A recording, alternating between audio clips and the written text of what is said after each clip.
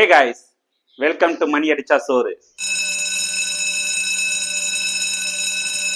இன்னைக்கு நம்ம பார்க்க போற ரெசிபி என்ன அப்படின்னா முடவாட்டுக்கால் கிழங்கு.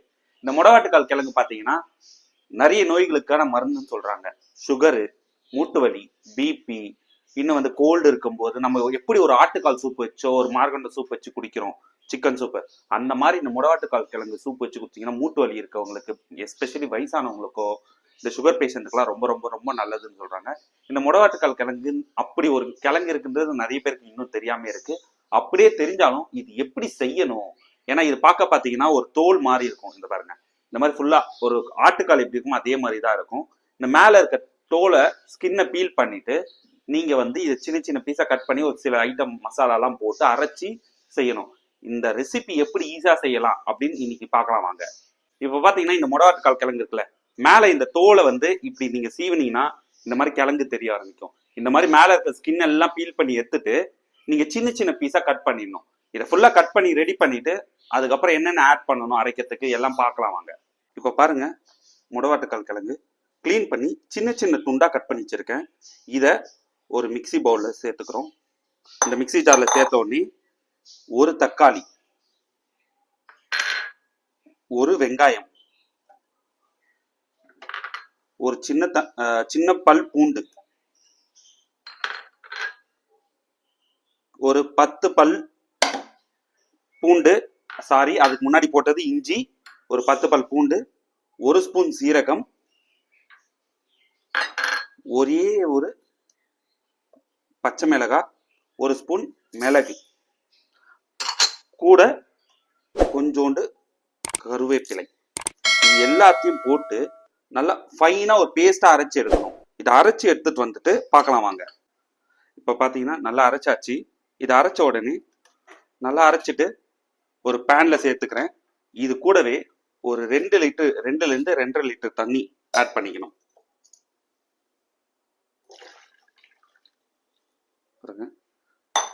ஏன் இவ்வளவு தண்ணி ஆட் பண்றோம்னா, இந்த தண்ணி நல்லா ஒரு அரை மணி நேரத்துல இருந்து 3/4 மணி நேரம் வரைக்கும் நல்லா கொதிக்கணும். இது கூடவே ஒரு 1/2 ஸ்பூன் மஞ்சத்தூள், இது இந்த சூப்புக்கு தேவையான அளவு உப்பு, நான் ஒரு 3/4 ஸ்பூன் உப்பு போடுறேன். நம்ம கடைசியா உப்பு செக் பண்ணிட்டு ஆட் பண்ணிக்கலாம். ஓகே, இப்போ இது நல்லா கொதிக்கணும். இதை ஒரு மிக்ஸ் பண்ணிட்டு இது நல்லா கொதிக்கணும். இது நல்லா கொதிச்சு இந்த தண்டு இருக்குல்ல, அரைச்சிருக்கோம்ல, இதுல இருந்து எல்லா சாருமே இதுல இறங்கணும். இது ஒரு 3/4 மணி நேரம் அப்படியே இப்ப போட்டிருக்க அளவு அப்படியே கம்மியாகும். பாதிக்கு பாதி கம்மியாகும் போது நம்ம ஆஃப் பண்ணி வடிகட்டிட்டு மேல கொஞ்சோண்டு லைட்டா பெப்பர் தூளும் கொத்தமல்லி கார்னிஷ் பண்ணி குடிச்சா சூப்பரா இருக்கும். இது நல்லா கொதிக்கட்டும். ஒரு 30 to 45 மினிட்ஸ் கழிச்சு பார்க்கலாம் வாங்க. இப்ப பாத்தீங்கன்னா ஒரு அரை மணி நேரம் ஆச்சு. சூப் பாத்தீங்கன்னா நல்லா கொதிச்சிருக்கு. பாருங்க, அந்த சிம் வச்சிருக்கேன். இப்போ உங்களுக்காக சிம்ல வச்சிருக்கேன் காட்டுறதுக்காக. இப்ப நல்லா வத்தி இருக்கு. ஆக்சுவலா இந்த அளவுக்கு இருந்துச்சு, பாதிக்கு பாதி வத்தி இருக்கு. இப்போ இது அவ்வளவுதான். இப்ப இதை அப்படியே நல்லா ஃபில்டர் பண்ணிட்டு மிளகுத்தூள் கொத்தமல்லி தூவி குடிச்சா அவ்வளவு சூப்பரா இருக்கும். ஃபில்டர் பண்ணிட்டு பார்க்கலாம். இப்ப ஃபில்டர் பண்ணிக்கலாம். ஒரு ஃபில்டர் வச்சுட்டு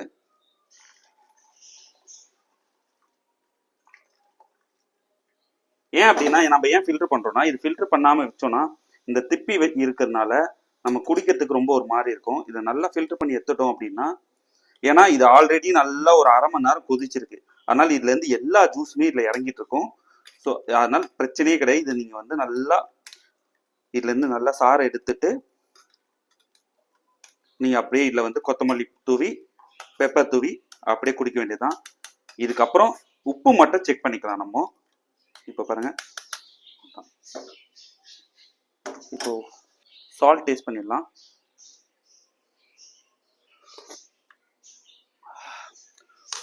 காரமா காட்டா அந்த முடவாட்டுக்காலோட ஃப்ளேவரோட பயங்கரமா இருக்கு. நான் ஒரு 3/4 ஸ்பூன் போட்டிருந்தேன். இப்போ இன்னும் கொஞ்சம் லைட்டா அதான் உப்பு போட்டிருக்கேன், ஏன்னா எனக்கு உப்பு கரெக்டா இருக்கு. இப்போ ஒரு சின்ன பவுல்ல மாத்திட்டு டேஸ்ட் பண்ணிடலாம் வாங்க. இப்போ பாத்தீங்கன்னா இங்க பாருங்க, நம்ம அந்த ஃபில்டர் பண்ணனால சூப் ரொம்ப பிளெயினா இருக்கும். நமக்கு அந்த நடுவுல எதுவுமே திப்பியெல்லாம் மாட்டாது. இப்போ இதுல லைட்டா உங்கள் காரத்துக்கு ஏற்ற மாதிரி பெப்பரை தூவிட்டு கொஞ்சோண்டு கொத்தமல்லி, அவ்வளவுதான். டேஸ்ட் பண்ண வேண்டியது தான். என்னோட ஸ்டைலில் முடவாட்டு கிழங்கு சூப் ரெடி ஆயிடுச்சு. இப்போ டேஸ்ட் பண்ணிடலாம் வாங்க. ஃப்ளேவர் சூப்பராக இருக்கு.